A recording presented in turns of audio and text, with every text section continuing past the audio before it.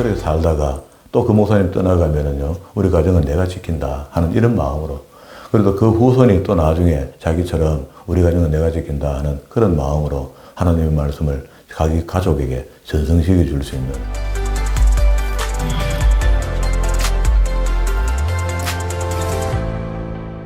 오늘도 하나님께서 저와 여러분을 주신 말씀은 사사기 1장 1절 이하의 말씀을 통하여 사사시대 초기의 일들을 보라 하신다는 말씀의 제목으로 하나님의 말씀이 선포될 때에 하나님의 목적, 하나님의 계획, 하나님의 뜻이 잘 들려져서 그 말씀에 순종할 때 주시는 참복을 마음껏 누리시는 저와 여러분 되기를 주의 이름으로 축원합니다. 지난 시간까지 우리는 여호수아의 전쟁을 통해서 은혜의 말씀을 살펴봤습니다.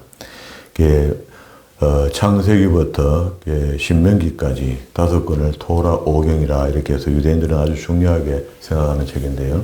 그 이후에 우리가 달아서 본 책이 여호수아 책이었죠. 그러면은 하나님의 창조와 그리고 또 하나님의 언약과 또 그 계획들이 다 성취되는 것이 적과 꿀이 흐르는 가나안 땅을 쟁취하는 것인데, 쟁취하는 책이 여호수아 책입니다. 그래서 여호수아의 전쟁기 3번의 큰 전쟁을 치르면서 이제 적과 꿀이 흐르는 땅을 다 쟁취했고요. 그리고 아직도 다 땅을 정복하지는 못했지만은 7지파 반에게 갈라준 땅이 있죠. 미정복했던 땅이지만은 미리 갈라준 땅이 있었는데, 그 땅에 대한 정복사의 이야기가 사사기에서 초기에 그냥 이어지고 있습니다. 그래서 유다와 여기 시몬과 함께 그 땅을 점령하러 하나님께 여쭤보고 가는 그런 장면인데요. 이것도 희한한 장면이죠. 12지파가 힘을 합치고 있다면은 당연히 12지파가 함께 올라가서 전쟁을 마무리해야 되는데 마무리 못한 전쟁이 좀 남아있는 것 같다, 이렇게 보입니다. 사사기를 요약하면 이렇습니다. 사사기는요, 여호수아가 후계자 교육 없이 죽은 후에 12명의 사사들의 활약을 기록했다. 자, 이렇게 이야기하면 되는데, 지난 시간에 우리 여호수아를 보니까 여호수아가 결국 그 후계자를 직접 교육하고 한 사람을 후계자로 남겨서 넘겨주고 그렇게 하지는 않았지만, 하나님의 말씀을 바르게 읽고 바르게 행하면 좋겠다 하는 백성들, 유사, 그리고 또 위에 상위권 사람들에게 아마도 여러 번 당부했던 것으로 우리가 봤습니다. 그리고 난 뒤에 자기가 죽고 사사시대가 도래되었는데도 불구하고 하나님의 말씀이 잘 전성되지 않고 하나님의 뜻이 잘 안 됐다는 이야기가 여기 나와요. 그러면은 사사기 2장 1절에 보면은요, 여호와의 사자가 길갈에서부터 보김에 이르러 가로되 내가 너희로 애굽에서 나오게 하고 인도하여 너희 열조에게 맹세한 땅으로 이끌어 왔으며, 또 내가 이르기를 내가 너희에게 세운 언약을 영원히 어기지 아니하리니, 그리 하나님 쪽에서 일방적으로 취소하지 않고 너희는 이 땅 거민과 언약을 세우지 말며 그들의 단을 헐라 하였거늘 너희가 내 목소리를 청중치 아니하였도다. 그리하면 어찌하면요. 그러므로 내가 또 말하기를 내가 그들을 너희 앞에서 쫓아내지 아니하리니 그들이 너희 옆구리에 가시가 될 것이며 그들의 신들이 너희에게 올무가 되리라 하였노라. 여호와의 사자가 이스라엘의 모든 자손에게 이 말씀을 이르매 백성이 소리 높여 운지라. 그러므로 그곳을 이름하여 보김이라 하니라. 무리가 거기서 여호와께 제사를 드렸더라. 그리고 이제 뭐가 조금 어려워지고 답답해지면 하나님께 제사까지는 드리는 믿음은 있는데 하나님의 말씀을 다시 새겨볼 마음은 별로 없는 것 같아요. 이런 것들이 오늘날도 똑같습니다. 우리가 급하면 교회 쫓아오고 급하면은 하나님 하긴 하는데 하나님의 말씀을 읽으면서 성경에서 우리에게 뭐라고 이야기하고 우리가 왜 성경대로 살지 못했던가 하는 회개가 필요한데 그런 것들이 좀 부족한 것 같습니다. 어쨌든 이런 하나님의 뜻은요, 창세기부터 지금까지 여전히 하나님의 말씀을 선포되고 우리 백성들을 통해서 읽혀지고 지켜지기를 원하시는 하나님의 마음이 성경 속에 갈려있다. 그렇게 이야기할 수 있는 겁니다. 어쨌든 12명의 사사들을 통해서 이제 사사기 시대가 전개되는데요. 사사가 살아있을 때는 조금 잘해요. 사사라는 것은 쇼페팀이라는 판관이죠. 그러면 이제 그 당시의 백성들에게 잘잘못을 이야기해 줄 수도 있고요. 또 왕의 위치에서 무슨 지시할 수도 있고, 그리고 또 예언자의 입장에서 하나님의 말씀을 증거해 줄 수도 있고요. 이런 일들을 사사들이 도마도 놓고 하다가, 그리고 또 외침이 있으면 또 전쟁에 나가서 장군처럼, 여호수아 장군처럼 이렇게 일도 해요. 자, 이런 그 분주한 일을 하다가 사사가 죽고 나면은요, 막 그 길로 또 백성들은 혼수 상태로 빠집니다. 그래서 사사 시대를 대표적으로 이야기할 수 있는 요절이 있는데 21장 25절에 보면은요, 그때 이스라엘에 왕이 없으므로 사람들이 각각 그 소견에 옳은 대로 행하였더라, 이런 말씀이 있어요. 그래서 사사가 죽으면은 하나님이 없는 것처럼 그렇게 사는데, 그 왜 그러냐? 하나님의 말씀 읽는 교육이 안 되어 있어 그렇다. 그럼 지금도 여전히 우리가 하나님의 말씀을 읽어야 되는 거죠. 하나님의 말씀을 통해서 하나님을 만나지 못하면은요, 어떤 목사가 가르쳐줘서 하나님을 알게 되었으면은 성경 속으로 빨리 쫓아 들어가서 성경을 통해서 하나님을 만나야 되는데, 목사가 가르쳐 주는 것만큼만 갖고 하나님을 배우니까 목사가 가르쳐 주는 하나님만 알고 있는 겁니다. 이게 이제 문제가 된 거죠. 엊그제 만났던 이단에 속했던 이 사람들도 역시 그런 거죠. 자기 목사가 가르쳐주는 하나님, 그게 진짜 하나님이고, 다른 사람이 가르쳐주는 하나님은 전부 다 가짜고, 자기들끼리만 있을 때 그게 은혜가 임하고, 자기들끼리 있을 때 그게 성령의 역사가 나타난다, 이렇게 이야기해요. 도깨티즘이랑 똑같죠. 신약 초기에 자기들에게만 성령의 은혜가 임하게 되고, 자기에게만 보여지는 게 있다, 이렇게 이야기한다는 게 그게 도깨티즘이거든요. 이렇게 해도 이단이고 저렇게 해도 이단입니다. 그런데 성경을 통해서 하나님을 바르게 만난 사람은 절대 그렇지 않습니다. 그리고 또 성경을 잘못 가르쳐 놓으면 또 그것도 곤란하죠. 이상하게 배운 신천지 같은 사람은 성경을 같이 읽었고, 같은 성경을 같이 읽는데도 자기가, 자기 교주가 예수님처럼 보이는 그런 일이 벌어진 겁니다. 그게, 베드로가 했던 말이 딱 맞죠. 무식한 자들이 성경을 아무렇게나 풀다가 그게 침눈에 빠지게 된다, 이런 표현이 있거든요. 성경은 아주 조심해야 되고, 우리가 하나님을 만나는 것은 큰 복이지만은 하나님을 만나려고 마귀를 만날 수도 있다. 예를 쓰다가 보면은 조심해야 된다. 사사기 전체 구조가, 사사기 구조는 특별한 구조입니다.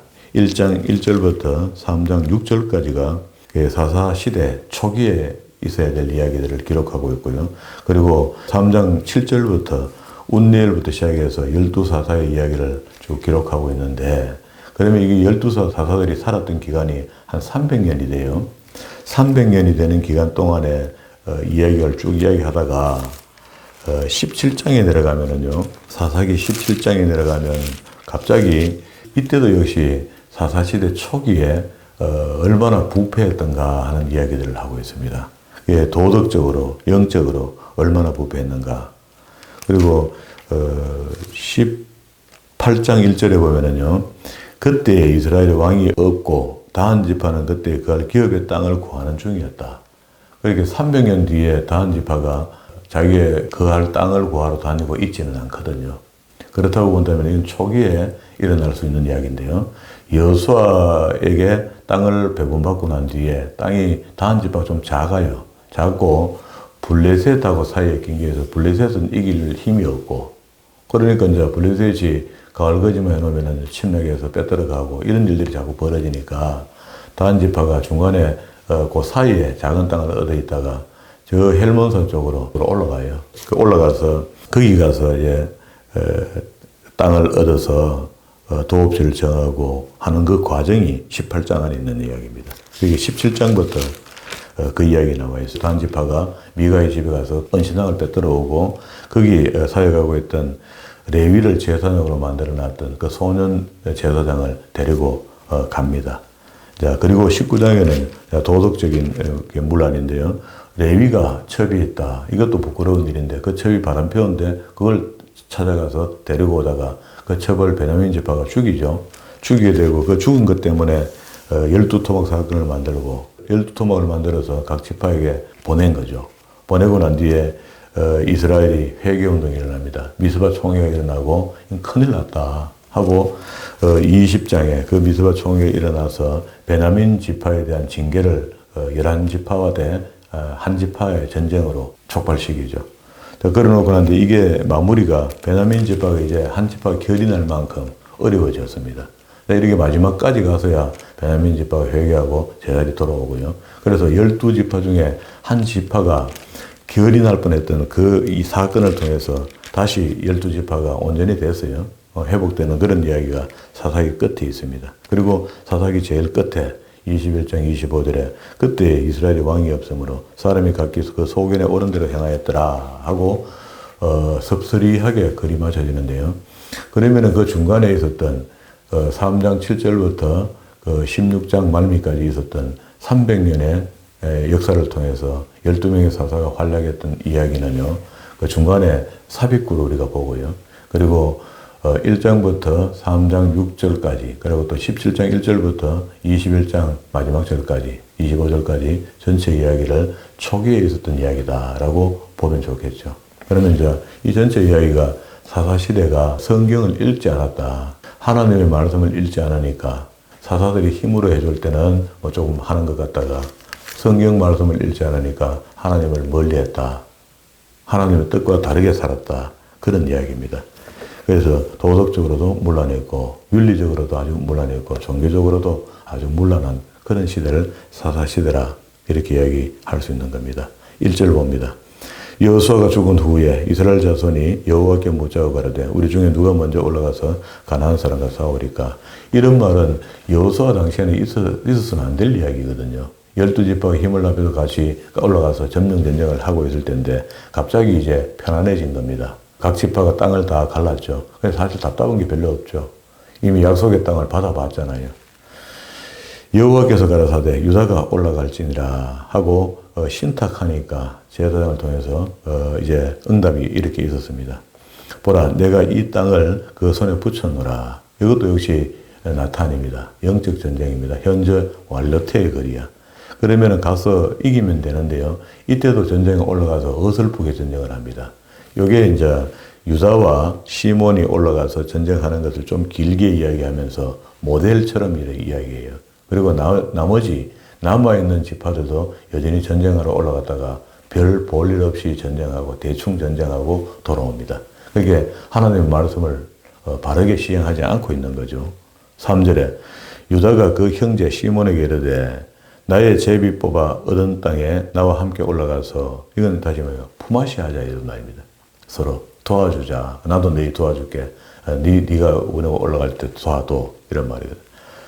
가나안 사람과 싸우자. 그리하면 나도 너의 제비 뽑은 얻은 땅에 함께 가리라. 이에 시몬이 그와 함께 가니라. 유다가 올라가며 여호와께서 가나안 사람과 브리스 사람과 그들의 손에 붙이신지라. 그들이 베색에서 1만 명을 죽이고 또 베색에서 아도니베석을 만나 그와 싸워 가나안 사람과 브리스 사람을 죽이니 아도니베석이 도망하는지라.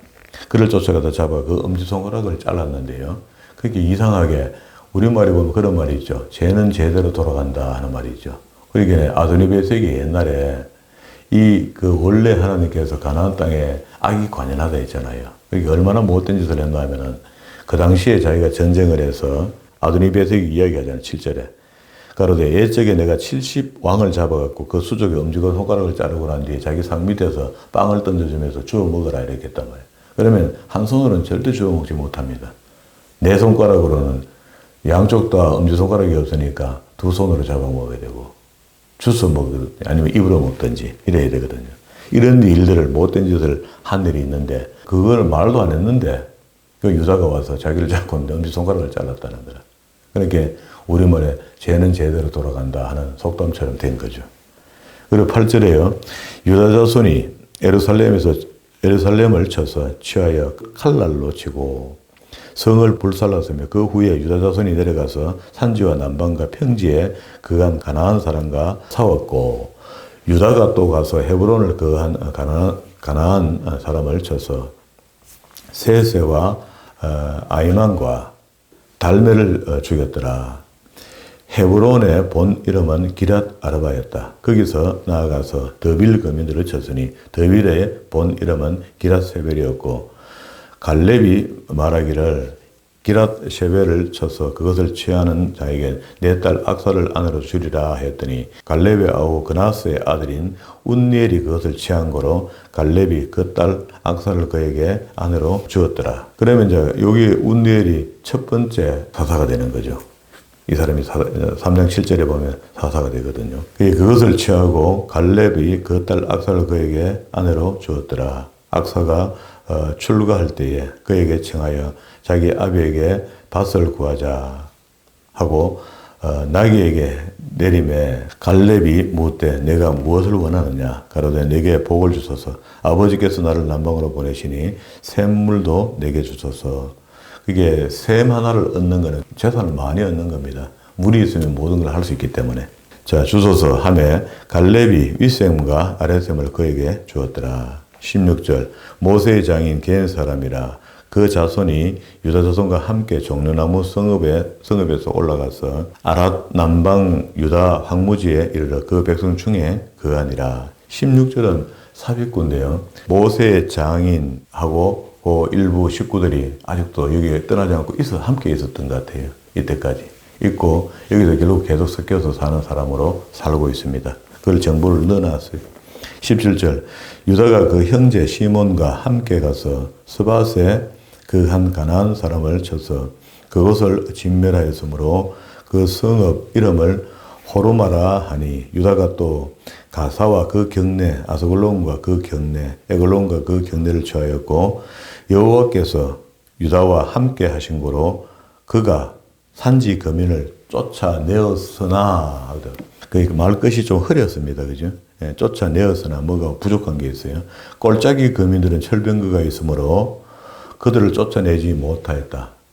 그러면 이제 너무 강하고 힘이 있으면은요, 그 사람들은 이기지 못하고 오히려 산으로 쫓아보내 올리고 평지에 좋은 땅을 일단 차지하고 이 정도 전쟁은 지금 했던 것 같아요. 어떻게 잘못된 거죠? 하나님 말씀 거기 있는 생명을 다 죽여라 했습니다. 그래서 일부 그 땅을 남겨놨다 했습니다. 시험 삼아. 이스라엘이 시험을 못 이기는 거죠. 쫓아내지 못하였으며 무리가 모세에게 명한 대로 헤브론을 갈렙에게 주었더니 그가 거기서 안악의 세 아들을 쫓아내고 21절 베냐민 자손은 예루살렘에 거한 여부스 사람을 쫓아내지 못하였으므로 여부스 사람이 베냐민 자손과 함께 오늘까지 예루살렘에 함께 동거하고 있다. 이것도 지금 잘못된 거고요. 또 요셉도요. 22절에 요셉 족속도 베델을 치러 올라가서 여호와께서 그와 함께 하시니라. 요셉 족속이 베델을 정탐케 하였는데 그 성읍의 본 이름은 루스라. 탐정이 그 성읍에서 한 사람이 나오는 것을 보고 그에게 이르되 청하노니 이 성읍의 입구를 우리에게 가르치라. 그리하면 너를 선대하리라 하며 그 사람이 성읍의 입구를 가르친지라. 예, 칼날로 그 성읍을 쳐서되 오직 그 사람과 그 가족은 놓아 보내매. 요것도 이렇게 하면 안 되죠. 하나님께서 죽여라 했으니까 다 죽여야 되거든요. 근데 이것도 불순종의 한 부분이 됩니다. 그 사람이 해 사람의 땅에 가서 성읍을 건축하고 그 이름을 루스라 하였더니 오늘날까지 그곳의 이름이더라. 그리고 므낫세가 베산과 그 향리 거민과 다낙과 그 향리 거민과 돌과 그 향리 거민과 라블르음과 그 향리 거민과 무기또와 그 향리의 거민들을 쫓아내지 못하며 가나안 사람이 결심하고 그 땅에 가했더라. 그러니까 각자 한 개인 지파마다 일을 하게 되니까 힘이 없죠. 힘이 없고 지난번 여호수아 군대는 12지파가 하나에 뭉쳐서 큰 힘을 갖고 올라갔잖아요. 그래서 이제 각 지파가 이렇게 올라가니까 그 안에 있는 부족들도 안 나가요. 안 나가고 버티고 결국 섞여서 하는 이런 일이 벌어집니다. 이건 하나님 말씀이고 정면 반대되는 말씀이 됩니다. 28절 이스라엘이 강한 후에야 가나안 사람에게 사역을 시켰고 다 쫓아내지 아니하였다. 그래 강해져도 그건 죽이든지 쫓아내든지 해야 되는데 그걸 안 했다. 그리고 29절에 에브라임이 게셀에 거한 가나안 사람들을 쫓아내지 못하였으며 가나안 사람이 게셀에서 그들 중에 거하였더라. 또 스불론은 기드론 거민과 나할롤 거민을 쫓아내지 못하였으나 가나안 사람이 그들 중에 거하여 사역을 하였더라. 계속 섞여 살죠. 그러면 같이 결혼도 하게 되고 함께 사는 겁니다. 그러면 이제 정결한 사람과 더러운 사람이 함께 살고 있다 이런 말이잖아요. 그럼 결론은 뻔하죠. 이 두 사람이 섞여 살면은 그 결론이 그 후손들이 더러워지게 되어 있는 거죠. 좋은 쪽으로는 안 바뀝니다. 그죠? 31절에 아셀이 악고금인가 시돈금인가 알렉과 악십과 헬바와 아빅과 르홉금인을 쫓아내지 못하고 또 33절에 납달리가 베스메스 금인과 벳아낙 금인을 쫓아내지 못하고 34절에 아모리 사람이 단 자손을 산지를 쫓아들이고 꼴짝이에 내려오기를 용납하지 아니했고 이 방법이 아니면 제 방법입니다. 이제. 그리고 35절에 결심하고 헤르스산과 아엘론과 사알빔에 거하였더니 요셉 족속이 강성하며 아모리 사람의 필경은 사역을 하였으며 아모리 사람의 지게에는 아그라빔 달에 바위부터 그 나머지 남아있는 여호수아가 죽고 난 뒤에 아직도 완전히 점령되지 못하는 땅, 그렇게 미정복했던 땅을 나눔 받았던 그 지파들이 그 중앙도시는 다 빼들어놨지만은 그 이들이 숨어있는 곳에 들어가서 완전히 다 멸절시키고 그 땅을 점령해야 되는데 그렇게 하지 못하고 계속 낚여놨는 이 자체가 전부 다가 불순종이 되는 겁니다. 하나님 말씀에. 그러니까 여호수아 때 이야기했던 이야기들이 여호수아 죽고 난 뒤에는 이행되지 않고 있다. 땅은 빼들었지만 이행되고 있지 않다. 그래서 아까 우리 봤던 2장 1절에 여호와의 사자가 길갈로부터 보김에 이르러 그렇게 한 말씀 하신 겁니다. 그렇게 이 말씀을 하니까 평생에 너희 옆구리를 찌른 가시가 된다. 이 이야기가 이제 치명적이죠. 오늘날까지 여기 블레셋 사람이 그 이스라엘에 살고 있는 가자 지구에 전쟁을 치르고 있는 겁니다. 이쪽편에서 돌 던지면 저기 총 쏘고, 이쪽편에서 대포 쏘면 이쪽편에 미사일 쏘고, 이쪽편에 미사일 쏘면은 이쪽편에 비행기 띄우고, 이렇게 해서 계속 지금도 전쟁하고 있거든요. 땅 때문에. 어찌된 일인지 하여튼 그렇습니다. 그런데 그리고 난 뒤에 이제 이 책은 사사 시대의 이야기를 해야 되니까 왜 하나님께서 이런 시대에 사사를 보내주었던가 이유를 설명합니다. 6절에 2장 6절입니다. 전에 여호수아가 백성을 보내며 이스라엘 자손이 각기 그 기업으로 가서 땅을 차지하였고 그건 이제 이전의 이야기입니다. 백성이 여호수아에 사는 날 동안과 여호수아 뒤에 생존한 장로들 곧 여호와께서 이스라엘 위하여 행하신 모든 큰 일을 본 자에 사는 날 동안에는 여호와를 섬겼고 여호와를 섬겼다는 말이 하나님이 주신 말씀을 읽었다는 말이죠. 그러면 토라 5경을 지금 잘 읽고 있다 이렇게 봐야 되겠죠. 이렇게 며칠 내 몇 년은 끝에마다 읽으라 했던 그 말씀이 준행되고 있으면 다행이고 그게 안 읽어지면 하나님과 멀어지는 겁니다. 오늘도 똑같습니다.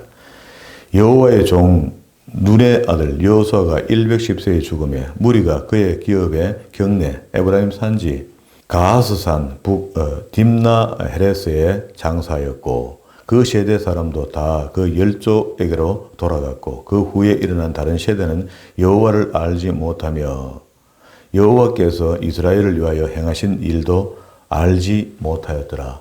그렇게 하나님의 기록을 안 읽어보니까 하나님 말씀하시는 기록된 성경을 안 읽어보니까 하나님이 어떤 분인가 모르죠. 그렇게 창세기를 읽지 않으면 하나님이 천지 창조를 모르는 겁니다.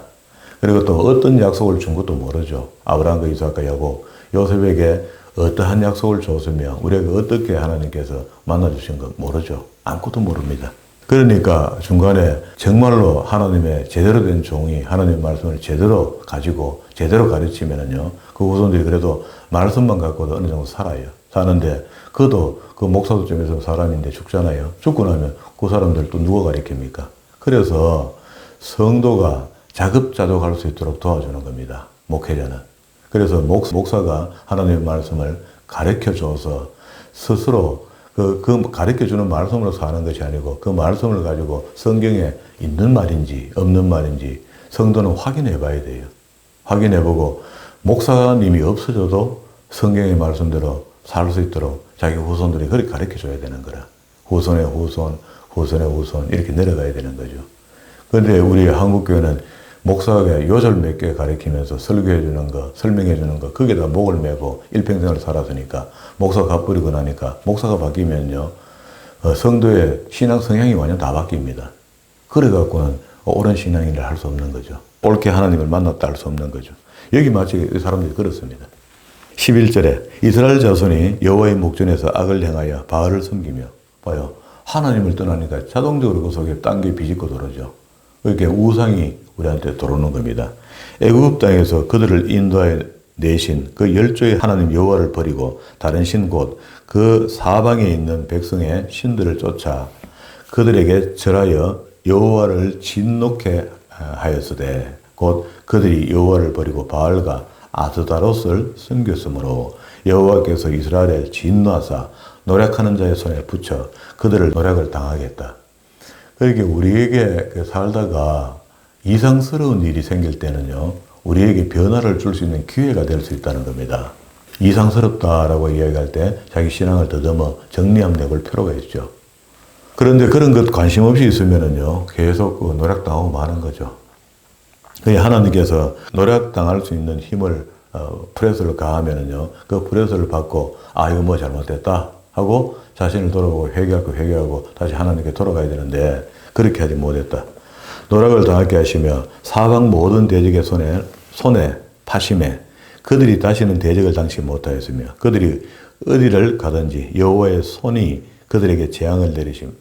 이 원인이 뭡니까? 그들 마음속에 아스다롯과 바알이 들어간 거죠. 우상이 들어간 거죠. 그렇잖아요. 사람이 가르쳐 주는 것, 세상 사람들이 하는 것을 따라가 버렸잖아요. 따라가 버렸으니까 하나님이 없으니까 결국 이 일이 벌어진 거잖아요. 16절에 여호와께서 사사를 세우사 노력하는 자의 손에서 그들을 건져내게 하셨다. 그렇게 이제 그런 우우곡절이 있다가 그 재앙 속에서 힘들어하니까 하나님께서 또 사사를 보내줘서 또 구해주고요. 그들이 사사 성동치 아니하고 돌이켜 다른 신을 엄란히 쫓아 그들에게 절하고 여호와의 명령에 순종하던 그 열조의 행한 길을 속히 치우쳐 떠나서 그와 같이 행치 아니하더라. 사사를 보내도 사사도 안 믿어버리고 이렇게 된 겁니다. 여호와께서 그들을 위하여 사사를 세우실 때에 그 사사와 함께 하셨고 그 사사에 사는 날 동안에는 여호와께서 그들을 대적의 손에서 구원하였으니 이는 그들이 대적에게 압박과 괴롭게 함을 받아 슬피 부르짖었으므로 여호와께서 그 뜻을 돌이키셨다. 그게 이제 사사를 보내준 이유는 결국 이들이 하나님이 보낸 노력하게 보낸 그 진노하사 노력하게 보낸 그 노력이 프레스로 자기한테 위협이 가니까 그것 때문에 징징 짜니까 어떻게 해요? 울게 되니까 사사를 보내잖아요. 사사를 보내서 사사가 도와주면은 사사의 도움을 받아야 되는데 그것도 또 믿음이 없으니까 못 받아들이는 겁니다. 이런 일들이 계속 답습되는 거죠. 지금도 똑같습니다, 이게.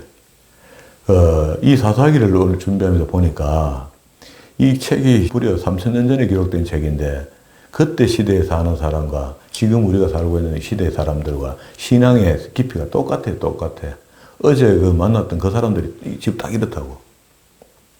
우리가 만약에 바른 하나님을 성경을 통해서 만나지 못했다면 그래 된 거죠. 그래서 이제서야 제가 알 것 같습니다. 하나님께서 이렇게 해서 이렇게 하셨구나. 그래서 우리 교회 성도들은 내가 없어도, 그죠? 다 흩어져 있어도 스스로 성경을 통해서 오래는 못 갈 것 같아요. 어쨌든 어느 기간 동안에는 성경을 통해서 일용할 양식을 먹고 그 말씀대로 어느 정도는 부지해 나갈 것 같다. 그러다가 좋은 목자를 만나면 또 그 목자한테 자기 영혼을 위탁해야 될 때가 되면 그 위탁할 수 있는 이런 요령이 생길 것 같다. 그건 되는 것 같아요. 그게 안 그러면 이제 여기처럼 되는 거죠. 19절입니다. 그 사사가 죽은 후에 그들이 돌이켜 그 열조보다 더욱 패괴하여 다른 신들을 쫓아 섬겨 그들에게 절하고 그 행위와 패역한 길을 그치지 아니하였으므로 여호와께서 이스라엘을 진노하여 이르시되 이 백성이 내가 그 열조와 세운 언약을 어기고 나의 목소리를 청종치 아니하였은즉 나의 목소리를 청종치 아니하였은즉 하는 말은 기록된 말씀을 읽지 않았다 이런 말입니다. 그죠? 나도 여호수아가 죽을 때 남겨둔 열국을 다시는 그들 앞에서 하나도 쫓아내지 아니하리니 이러니 어떻게 쫓아냅니까? 하나님이 쫓아내주지 못한다. 그렇게 부천난이 하는 이 영적 전쟁인데 영적 전쟁에서 하나님께서 나는 안 도와주겠다는데 어떻게 하나님 도움 없이 그 영적 전쟁을 이길 수가 있습니까? 이유가 이렇다는 거다. 이는 22절입니다. 이스라엘이 그 열조에 지킨 것 같이 나 여호와의 도를 지켜 행하나 아니하나 그들을 시험하려 함이라 하시더라. 그러니까 하나님께서 원하시는 것은 이들이 진짜로 나를 사랑하나 하지 않나 시험해서 알고 싶다는 겁니다. 확인해 보고 싶다는 거다. 이런 것들은요, 우리 신앙생활 하는데 여기저기 지뢰처럼 우리에게 하나님께서 던져주는 거라. 그러니까 우리가 11조도 맨 그 부분이 한 부분입니다. 열의 하나를 내한테 가져와 봐라. 네가 나를 얼마나 사랑하는지. 그리고 또 환난과 기쁨을 함께 병행하여 준다 했죠. 그래서 그렇게 주므로 좋은 날에도 하나님이다. 나쁜 날에도 하나님이 우리를 시험하신다 하는 것을 알게 하려 한다는 거라. 이게 하나님의 뜻이다. 그런데 우리는 어려워지면 못 견뎌버리고요. 좋으면 해에 걷는다. 이래갖고는 하나님과 관계가 좋아질 수는 없죠. 그런 것들이 시험이다. 그러나 하나님께 직접 시험은 안 하신다. 그죠? 부리시는 악신을 통해서 시험하신다. 23절에 그 열국을 머무러 두사 속히 쫓아내지 아니하시며 여호수아의 손에 붙이지 아니하셨음이 이를 인함이라. 그러니까 이 이야기를 들어보니까 여호수아 때 충분히 할 수 있었던 일을 하나님께서 하시지 않고 좀에 남겨둔 게 이상스럽다 했더니 사사시대에 와서 하나님께서 이스라엘 백성들의 변절을 보면서 이 이야기를 지금 하시는 겁니다. 그렇게 해서 이스라엘을 시험하라고 남겨둔 열국들을 이렇게 표현했습니다. 3장 1절입니다. 여호와께서 가나안 전쟁을 알지 못하는 이스라엘을 시험하려 하시며 이스라엘 자손의 세대 중에 아직 전쟁을 알지 못하는 자에게 그것을 가르쳐 알게 하사. 지금도 우리가 성경에 있는 이런 경험들을 우리가 직접 해보지 않고 하나님께서 그걸 보게 하고 알게 하사 그 아픔을 안 느끼고도 우리가 그 시험을 넘어갈 수 있도록 하시려 하는 게 하나님의 의도야. 그러면 성경을 자세히 분명하게 바르게만 배우면요, 큰 어려움이 없이 이 땅에서 하나님 뜻대로 살 수 있다는 겁니다. 그죠? 그렇잖아요. 알지 못하는 자에게 그것을 가르쳐 알게 하시려고 성경이 기록했다. 남겨두신 열국은 블레셋 다섯 방백, 가나안 모든 사람, 시돈 사람, 바알 헤르몬산에서부터 하맛 어구까지 레바논에 거하는 히위 사람이라. 남겨두신 이 열국으로 이스라엘을 시험하사 여호와께서 모세로 그들의 열조에게 명하신 명령들을 청종 하나 알고자 하셨더라. 지금이나 그때나 여전히 하나님의 말씀은 우리에게 똑같습니다. 그래서 우리에게 지금도 이런 이길 만한 시험들을 우리에게 허락하실 때 그 이길 만한 시험을 오히려 감사함으로 받아야 된다. 그런 이야기입니다. 이스라엘 자손은 마침내 가나안 사람과 헷 사람과 아모리 사람과 브리스 사람과 히위 사람과 여부수 사람 사이에 거하여 그들의 딸을 취하여 아내를 삼으며 자기 딸들을 그들의 아내에게 주며 또 그들의 신을 섬겼더라. 우상 숭배도 여전히 했고요. 그때 사람들한테 배울 게 하나도 없는데 그 악한 사람들에게 뭘 자꾸 배우고 그 사람들이 하는 대로 따라가 하면서 그래서 결국 마지막에 그 사람들이 믿던 우상까지 섬기게 되고 하나님을 버리게 되는 이런 짓을 하게 됐다. 그리고 이런 그 초기에 있어야 될 법한 이야기들이 계속해서 17장 1절로 이어지고 있거든요. 그런데 이제 이 성경책은요, 중간에 삽입구로 3장 7절부터 16장 말미까지 300년의 사사들의 이야기를 한 목에 몰아서 기록을 남겨놨습니다. 다음 시간에 우리는 17장 1절부터 21장 25절 마지막 절까지 보고 사사들의 이야기를 다시 정리해서 보면은 성경이 좀 간략하게 보여질 것입니다. 여기까지 우리 본 결론은 그렇습니다. 지금도 여전히 하나님의 말씀이 우리 손에 접혀져 있는데 이 손에 접혀져 있는 성경을 바르게 읽도록 도와주는 목회자가 하나님의 뜻을 바르게 전하고 있는 거 아닙니까? 그런데 대개는 지금 주일날 짧은 요절 몇 개 가지고 세상 사는 방법들을 가르친다고 열심히 그 말씀을 설명해 주죠. 그걸 갖다가 하나님의 말씀으로 듣고 고래가 일용할 양식으로 일주일 개우 살다가 다시 다음 주일날 가서 요절 또 하나 듣고 설명 듣고 또 일주일 사는 겁니다. 이런 형태의 말씀 공부로는 목사님 돌아가시면은요, 그 성도가 죽습니다. 혼자도 말라 죽는다고. 여기 여호수아 죽고 난 뒤에 아무 대책 없이 방법 없이 이렇게 흐트러지는 것처럼 그렇게 된다 이런 이야기잖아요. 그러면은 오늘날도 정신 차리고 하나님의 진리의 말씀을 바르게 배워서 오늘 우리가 지금 섬기고 있는 이 목사님 성경 설명을 너무 잘해주는데 이 목사님 평생 살면 좋겠지만 그 중간에 그 사람도 떠나야 되거든요. 떠나게 되면은 우리가 객관적으로 봤을 때 하나님의 말씀을 내가 알고 있는 대로 우리 후손들에게도 가르쳐 줄 수 있을 정도의 실력을 갖춰야 된다는 겁니다. 그러면서도 좋은 목사님들을 만나게 되면 또 그 목사님에게 더 많이 배우고, 그렇게 살다가 또 그 목사님 떠나가면은요, 우리 가정은 내가 지킨다 하는 이런 마음으로, 그래도 그 후손이 또 나중에 자기처럼 우리 가정은 내가 지킨다 하는 그런 마음으로 하나님의 말씀을 자기 가족에게 전승시켜 줄 수 있는, 그러면서 주의 종을 잘 만나면 그때 또 주의 종들에게 위탁하는 이런 어떤 수순들을 가져야 된다는 겁니다. 이게 만약에 안 되면은요, 오늘 여기 이 사사시대에 이런 어려운 일들이 임했던 것처럼 오늘 우리 시대, 우리가 살고 있는 시대가 성경의 사사시대하고 뭐 조금도 나은 것도 없고 덜한 것도 없고 똑같아. 똑같은 시대에 살고 있으니까 뭐 적용한다 안 적용한다 할 것도 없어요. 우리가 지금 오늘 보니까 이 사사시대에 살고 있는 거라. 이런 게 세상에 잠시만 우리의 마음을 세상으로 향하면은요, 그 더러운 것들이 엄습해 들어오는 이런 시대에 우리가 살고 있지 않습니까? 그래서 하나님의 말씀의 전신갑주가 없이는 이 땅에서 깨끗하게 살 수가 없어요. 그리고 또 담임 목사님이 입에 넣어주는 달콤한 말씀 몇 개 갖고는 우리가 살 수 없다는 것도 알고, 하나님의 진리의 말씀을 좀 진지하게 배워갖고 내 후손들이라도 지금 당장에 교회가 무너지고 공산주의가 와서 완전 멸망시키겠다 하면은, 그러면은 내 가정은 내가 살려야 될 거 아닙니까? 내 영혼도 못 먹는 정도의 실력이라면 그거는 신앙생활 잘못한 겁니다. 그래서 반듯한 신앙생활을 한다는 것은 하나님의 말씀을 바르게 배워서 알고 있고 바르게 믿고 살아가는 겁니다. 그렇게 사는 사람만이 어려울 때에 위기를 이겨낼 수 있는 신앙인이 된다. 그런 이야기입니다.